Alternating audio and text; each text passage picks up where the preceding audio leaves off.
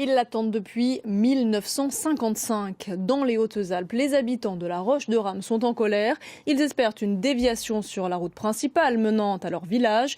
Oui, mais voilà, le projet est au point mort. Les riverains ont donc décidé de se mobiliser. Philippe Fabrègue, Fabien Madigou. On nous promet le démarrage des études en début d'année 2017. On ne tient pas cette promesse-là.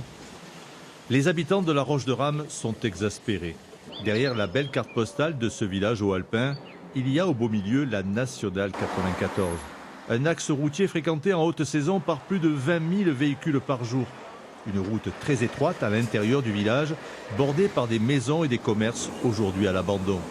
Francis Masseille habite ici depuis 80 ans. Il n'y a pas de trottoir pour les riverains. Vous voyez, par exemple, comme pour moi, je descends mes escaliers, je suis directement sur la Nationale. Une situation unique qui dure depuis des décennies. En mai 2015, une association a vu le jour pour la création d'une déviation de la Roche-de-Rame. 1700 membres prônent le déplacement de la Nationale 94 à l'ouest entre la voie ferrée et la Durance.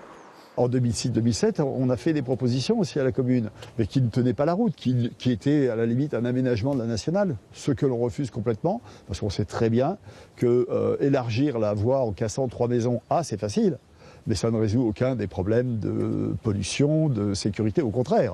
Pour le maire, cette Nationale 94 est la cause d'une certaine désertification. La présence de la route est vraiment pour nous un frein à la réappropriation du centre-village. Malgré, je dirais, tout ce qu'on peut mettre en place pour revitaliser ce centre-village.